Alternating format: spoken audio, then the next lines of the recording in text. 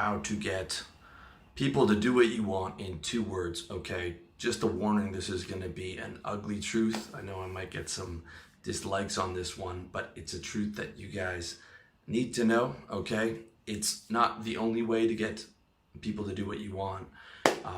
It's not the only way to get what you want.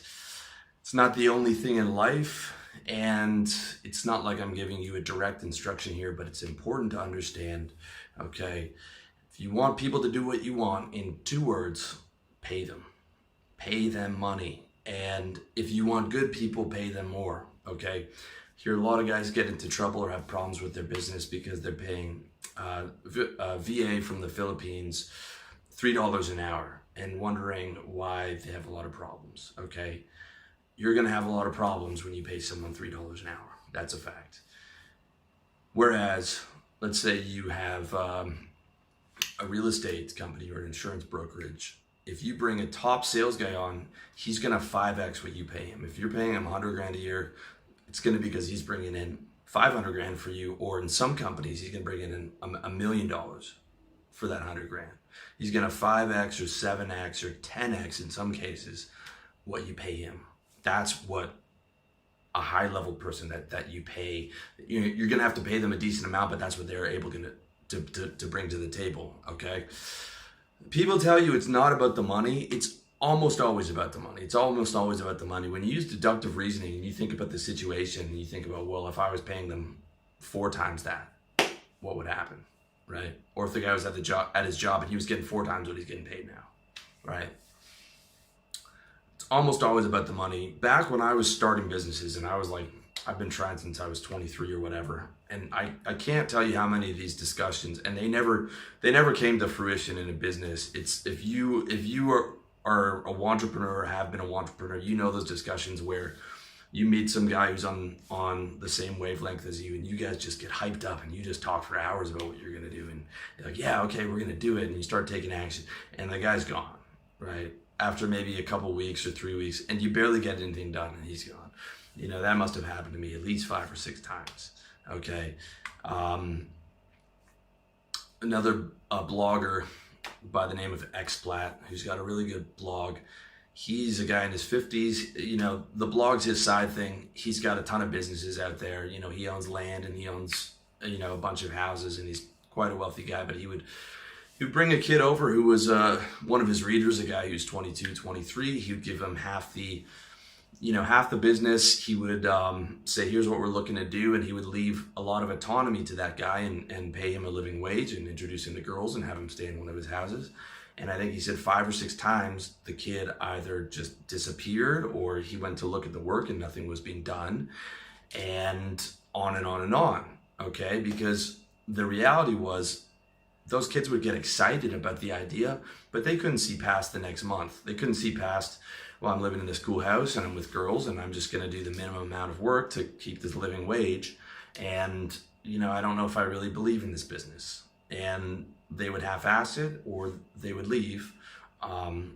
Sometimes they would quit, or sometimes they would just disappear, okay? And, you know, that doesn't surprise me at all, okay? Doesn't surprise me at all. I saw it with our rockstar developer in my startup. Even though we were paying him a living wage, we had this big deal that we had a verbal agreement on to get bought out. I think our advisor said we were looking at about 3 million. That fell through, and he was gone. He was gone the next day, MIA, right?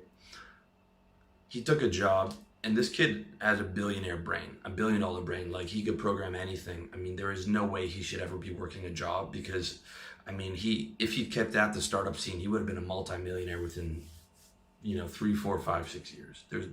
The kid could do absolutely anything. Okay, he went and took a job for $70,000 after that deal fell through.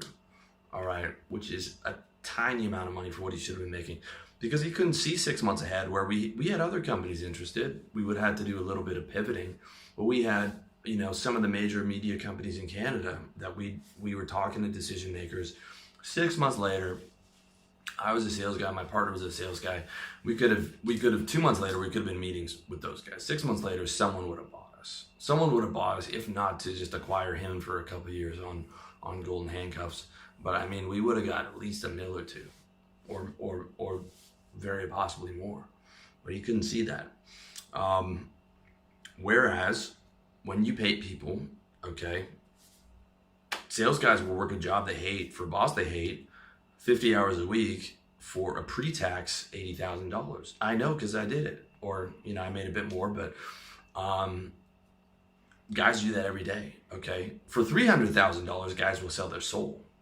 Guys will work for Vampire Squid, selling toxic derivatives to clients that they don't respect. Okay, clients that they call Muppets, right?